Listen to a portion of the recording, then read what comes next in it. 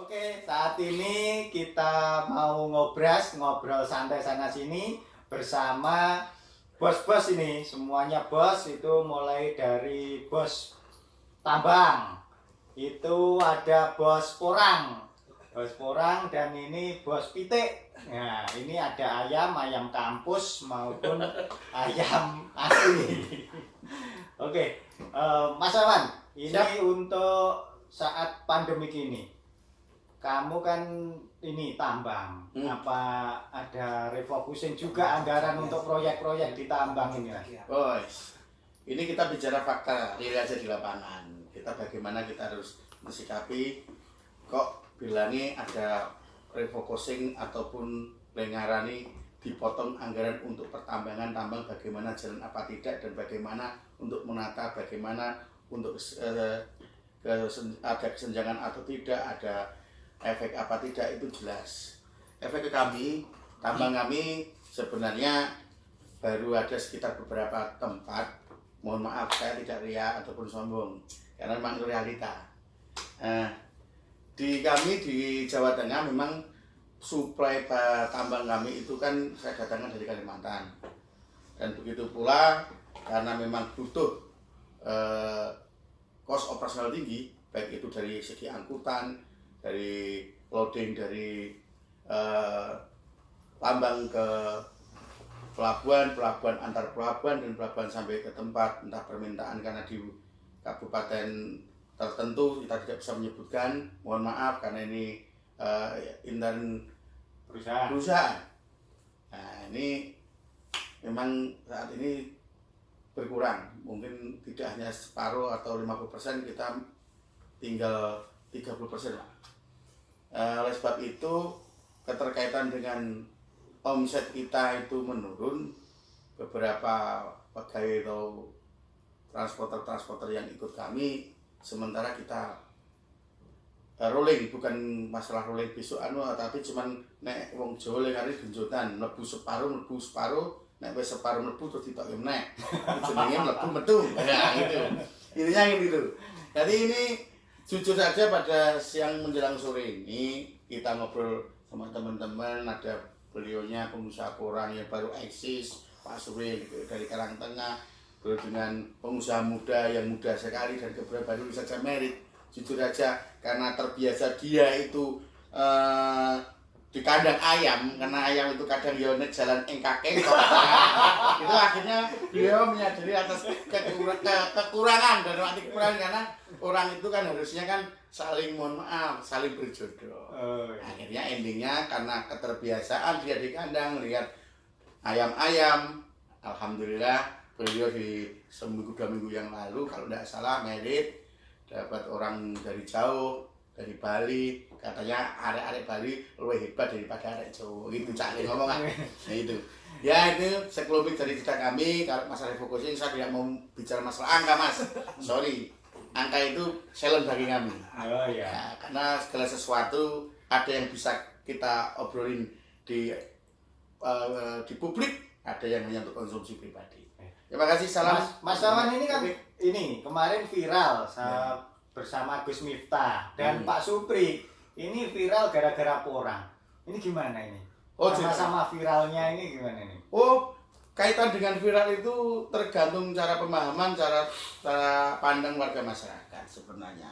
Kalau kita mau viral bukan karena kita mencari popularitas, tapi bagaimana kita memberikan suatu hiburan kepada masyarakat yang akhirnya masyarakat itu bisa menerima dan kesannya setengah kayak kelakar atau humor dan sebagainya. Tapi memang pada saat hari ini warga masyarakat kami sekitarnya, khususnya ada di tempat kami, itu butuh hiburan karena adanya PSBB dan sebagainya, kita tidak punya hiburan.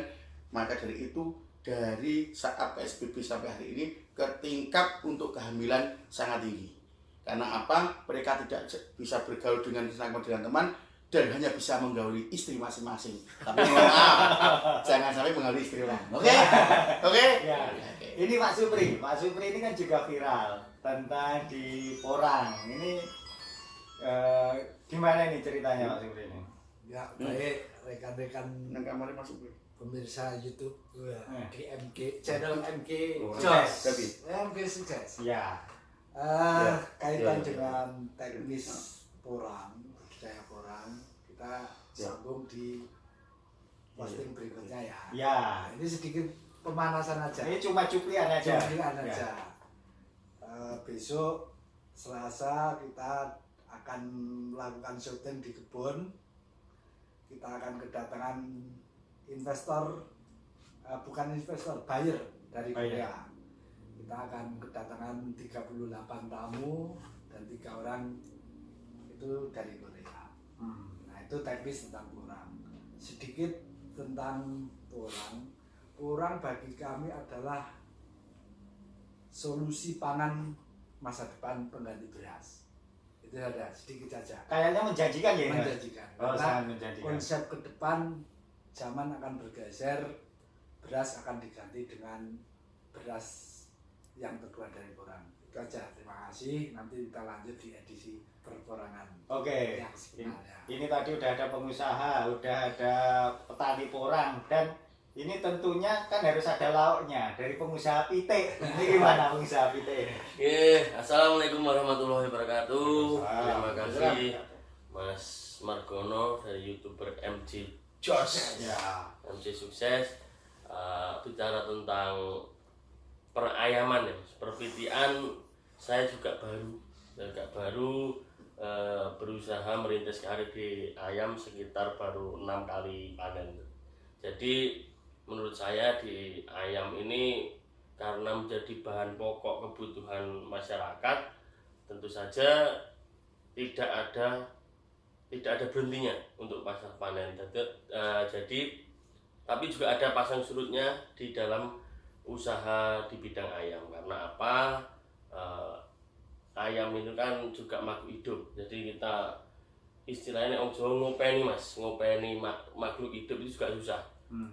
Orang aja susah, apalagi ayam beribu-ribu. Ya, di tempat saya, kandang saya punya, alhamdulillah usaha baru sekitar jalan 1 tahun udah punya 6 kandang mas, 6 kandang ayam.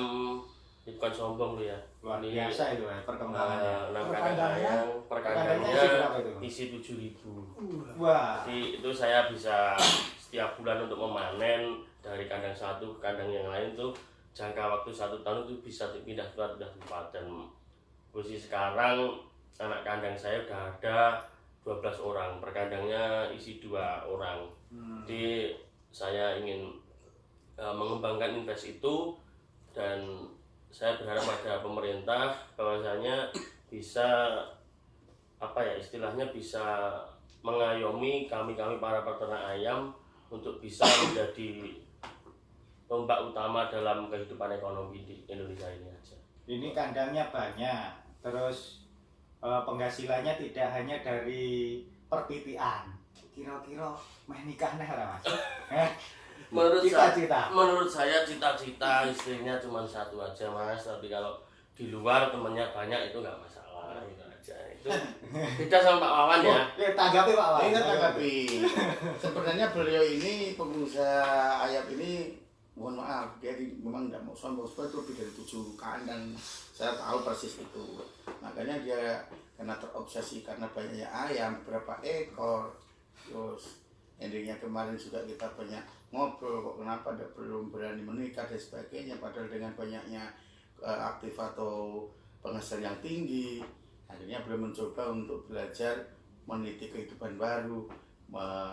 Dia meminang seorang perempuan yang memang bukan dari lingkungan setempat, dari Bali sana, karena ingin menyatukan kultur budaya yang berbeda. Sama juga halnya dengan pekerjaan yang dia lakukan.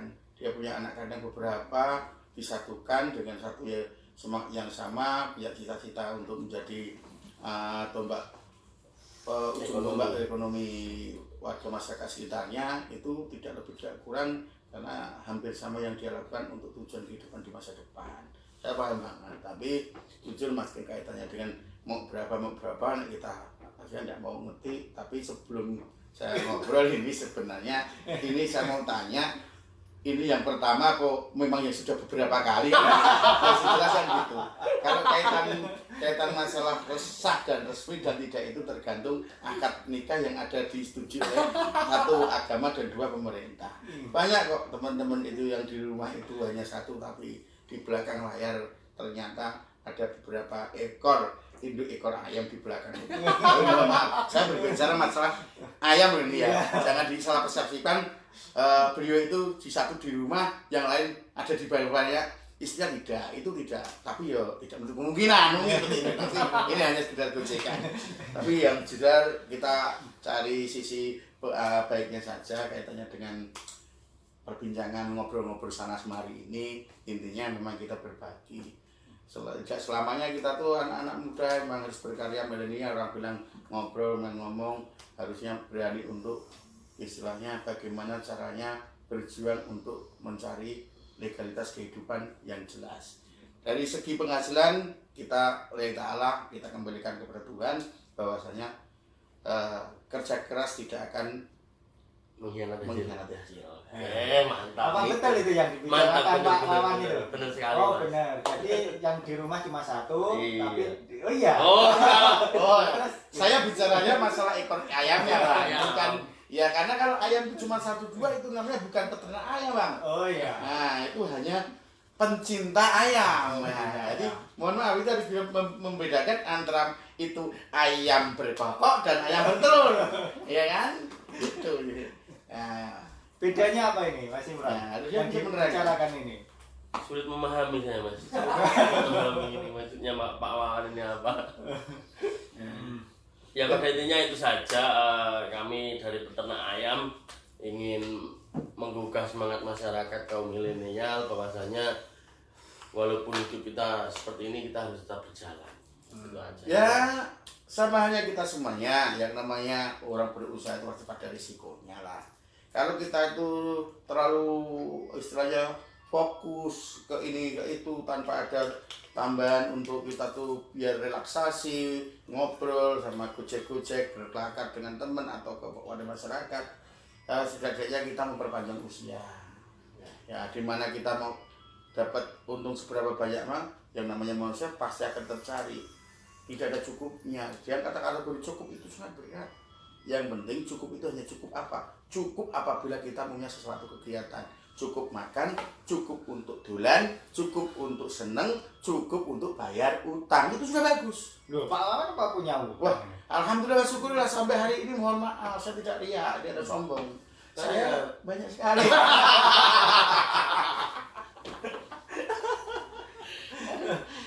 Sebentar ini saya baru dapat telepon dari relasi, saya angkat dulu. Oh, enggak apa-apa. Kan Santai ini santai. Oke. Karena relasi ini kemarin dari Korea. Oh, Korea. Sama seperti Pak Supri. Iya sama, kita satu hari di Korea. Oh, teman Korea main. Minggu ini ini tempatnya Pak Supri nih. Iya. Kita baru ngobrol kayaknya. Jadi itu nanti mau dikirim berapa ton itu nanti batu baranya? Oh ya, oke. Terus itu. Oke, enggak apa-apa. Saya maunya dibayar sama dolar, saya enggak mau pakai nanti ya. Biar nanti saya pegang uangnya kan kecil, ringkes gitu. Oh iya boleh.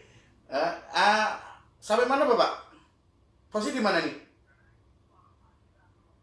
Oke, udah mau situ udah ada mobil belum untuk jemput? Kalau udah saya mau pinjam teman, saya diantar di sini enggak bawa mobil sendiri aku tadi. Aku numpang tadi ada heli.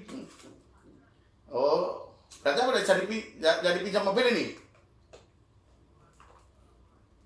Ya gini. Oke, siap. Saya turun Bapak. Sebentar ini saya mau jemput kolega saya yang dari Korea udah datang. Ternyata dia pintar bahasa Indonesia. Nanti kita ketemuin. Ini pengusaha ini hebat luar biasa. Selagi dia tuh orang tambang, dia orang kondang, di mana tempat dia punya bisnis sampai ke negara mana-mana dia punya. Oke, nanti disambung lagi sama jemput ya. Oke, demikian karena Pak Wawan ini ada acara untuk jemput, nanti kita lanjut ditambah satu orang dari Korea. Oke. Demikian ngobras kita saat ini, jangan lupa like, share, dan subscribe.